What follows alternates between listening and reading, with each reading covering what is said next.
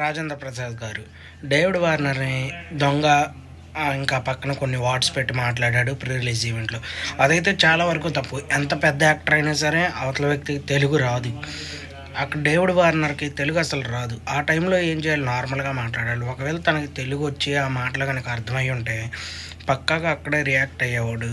రాజేంద్ర ప్రసాద్ గారిని 100% అందరూ అడిగేవారు. అయినా సరే ఇప్పుడు చాలామంది తెలుగు అభిమానులు, ఎందుకంటే అతనికి తెలుగు రాదు, మన తెలుగు ప్రీ రిలీజ్ ఈవెంట్కి వచ్చాడు, అందులో మొదటిసారి మన తెలుగులో యాక్ట్ చేశాడు, అలాంటి వ్యక్తిని అలా అనేసరికి చాలామంది రియాక్ట్ అయ్యారు. అయితే రాజేంద్ర ప్రసాద్ గారు దానికి సారీ కూడా చెప్పడం జరిగింది నిన్న. అది నేను కావాలని అనలేదు అని చెప్పి రాజేంద్ర ప్రసాద్ గారు అనటం అయితే జరిగింది. కావాలని అనకపోయినా అది మాత్రం చాలా తప్పని. ఎందుకంటే డేవిడ్ వార్నర్ గారికి తెలుగు అస్సలు రాదు. నితిన్ గారు అలాగే శ్రీలీల గారు నటించిన రాబిన్ హుడ్ మూవీలో డేవిడ్ వార్నర్ నటించడం జరిగింది. అయితే ప్రీ రిలీజ్ ఈవెంట్ మొన్న పెట్టినప్పుడు తను వచ్చాడు. అలాగే తను అందరూ బాగా మాట్లాడారు, తన గురించి బాగా చెప్పారు కూడా. అయితే తను అక్కడి నుంచి ఇక్కడికి ప్రమోషన్కి వచ్చినప్పుడు రాజేంద్ర ప్రసాద్ గారు అలా అనటం మాత్రం 100% రాంగ్ అయింది. ఎవరి ఒపీనియన్ అన్నా అదే అయింది. అయితే మన తెలుగు ఫ్యాన్స్ ఎక్కువ మంది, అయితే తను మనకి ఎస్ఆర్హెచ్ వైపు క్రికెట్ అనేది ఆడటం జరిగింది మన హైదరాబాద్ తరఫున.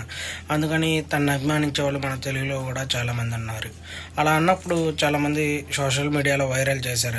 అది ఎలా అంటారు, తనకు తెలుగు రానప్పుడు మీరు అలా అనటం చాలా తప్పు అని చెప్పి. అయితే దానికి స్పందించిన రాజేంద్ర ప్రసాద్ గారు, నేనైతే కావాలని అనలేదు, కానీ అలా అనటం తప్పే, చాలా మందికి నచ్చలేదు కాబట్టి క్షమాపణ చెప్తున్నాను అని చెప్పి క్షమాపణ చెప్పారు రాజేంద్ర ప్రసాద్ గారు. అయితే ఈ మూవీ 28వ తారీఖు రిలీజ్ అవుతుంది. ఈ డేవిడ్ వార్నర్ ఫ్యాన్స్ చాలా మంది మూవీకి వెళ్ళటానికి ఇష్టపడుతూ ఉన్నారు. అలాంటి టైంలో